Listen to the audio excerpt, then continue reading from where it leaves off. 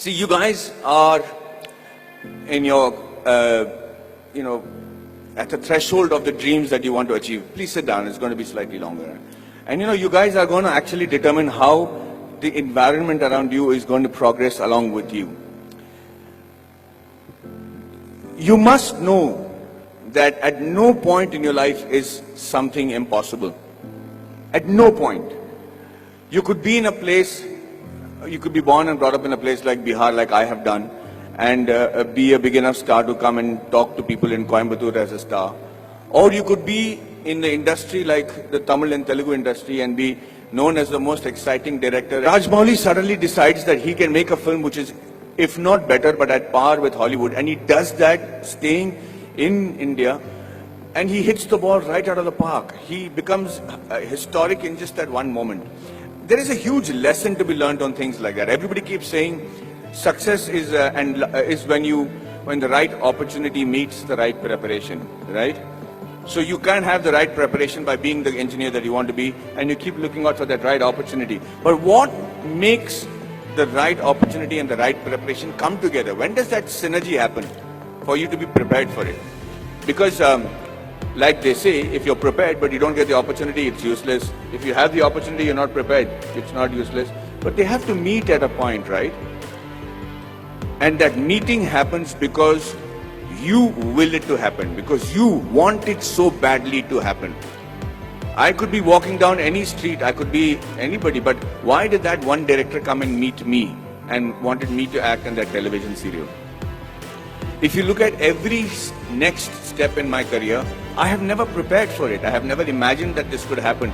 I never imagined that Mani Ratnam will call me. How would Mani Ratnam know about a guy who's doing a television series in Bombay without even seeing one episode of mine? So let's come back to that one point that happens, the synergy that happens between the right opportunity and the right preparation. And that happens when you have what is called situational awareness. So let me tell you a little bit about situational awareness.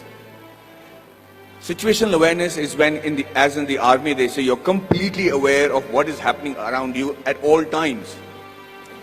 So, as I was saying, the situational awareness happens when you're completely aware of everything that is going around you at all times. And you should be able to do that.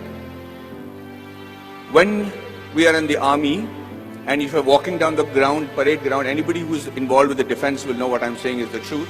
And if there's an officer walking away from the other side of the ground, you have to stop and salute him and say, Ram Ram Sarji, or whatever is a call of the unit. If you don't, they'll give you a brick in your hand and you have to shave with that brick. So, thank you, that's awesome.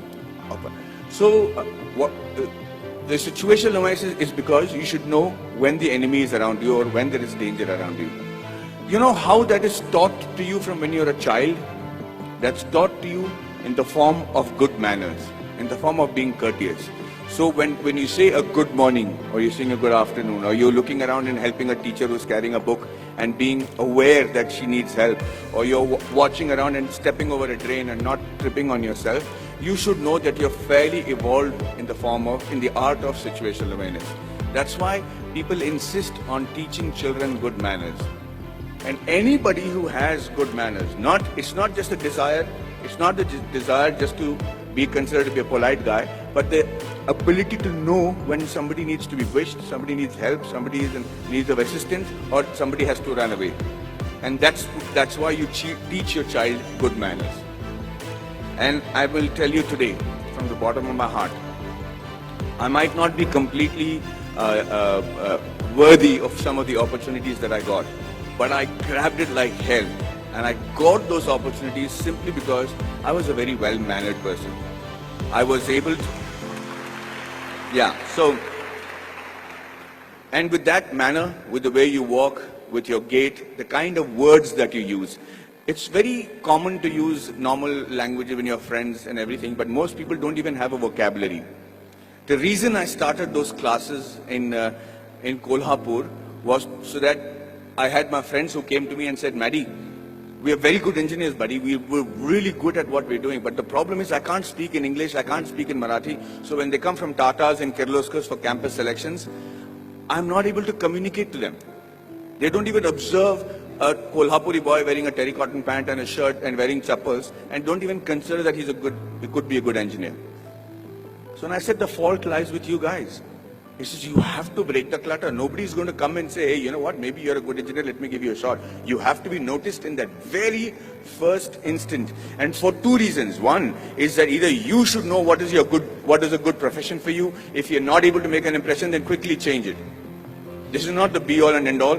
The engineering or whichever subject that you choose to major in when you're in college does not literally have to be your lifelong profession. But give it a shot. At least know if that is a profession that you really want to pursue and excel in, because that's the only way you'll survive, is if you excel in it. If you excel in it to such an extent that you think, sleep, dream, eat, breathe that particular job. And I do that with acting. And I'm telling you, I do not know what else. I would have been a really bad soldier because I think I'm a really good actor. I'm involved completely, 100% of the time. I'm doing research. If I have free time, I'm going to YouTube and finding out what is a different method of acting. I just do that with a passion. If you're not doing that for your profession, know that you're in a secondary profession. Know that you're doing something which the Lord has not made you to achieve glory in. So you have to give it that shot. Now, what I'm trying to tell you is that Kolhapuri friends of mine who then came to me and I said, okay, let's try and see if we can change that. So at 5 o'clock in the morning, they would come to my room, we'll go to the terrace, and I started teaching them how to present themselves in the interview. Things that I had the good fortune of doing because I had many interviews and many group discussions to attend. And then I started with basic things on how to shake hands, how to look somebody in the eye and speak. How do you introduce yourself? How do you shake hands with a lady as opposed to a man? How do you speak on a phone? What is dining table etiquettes? What's telephone etiquettes? When do you use a shrimp fork or a salad fork or people might think I don't require that. I'm never going to work on those things. I'm doing my father's business. But you never know. That is the preparation that you make to make that quantum leap in your careers. These are basic things. You have to know that. You have to know how to dress correctly. You have to know if you have body odor. You have to know whether you're spitting on people's face and how to stop it when you're speaking. If you don't do these things, ladies and gentlemen, you will be in an average life, doing an average job and living an average life. Having said that, I'm not saying that is wrong. That could be your calling. My father is very happy living that sort of a life because they don't live in extremes. But if you have a passion and if you have a desire to be exceptional, if you have a desire to be seen apart from the crowd, then this is the bare minimum thing you should do. So when these guys went for the interview the next time in Kolhapur, I made it a point to call the Tatas and say, hey, you know what is wrong? Because I am from Jamshedpur, from the Tata Steel town. I knew the officers, I knew the senior gentlemen. I said, sir, you know, these friends of mine are extraordinary engineers. The mere reason why you're not taking them is because they don't know how to present themselves in English. How long is it going to take for you to send somebody who knows Marathi in your panel so that they can actually judge and see if these guys are good enough for Tata Steel? Do you need good people who speak in English or do you need somebody who are good engineers? And he agreed. He actually sent people from Maharashtra, and for the first time in the history of Kolhapur, we had 5 guys getting into Tata Steel and Kirloskars.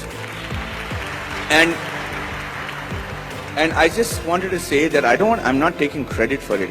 I just felt bad because it is just a small 3-day push that they required to achieve that. So when they were interviewed, they said 4 years of learning engineering one side, and those 3 days with Maddie, we became engineers and successful today because of those 3 days. And what I am teaching you is nothing extraordinary. It is simple stuff. It's the norms. It's the way of the world. So yes, we are all radicals here. I mean, you guys are very awesome students. You're sitting there quietly listening to me. We used to make a ruckus if somebody came to give a speech. But the idea is that you have to connect to the audiences that you're speaking to. Public speaking and group discussion skills can be taught in 15 minutes.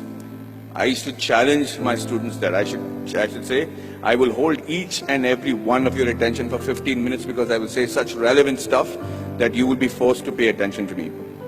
And that's how you make an impression. That's how you break the clutter. That's how you get seen in this world, and that's how you can achieve glory for yourself and this wonderful nation that you're part of.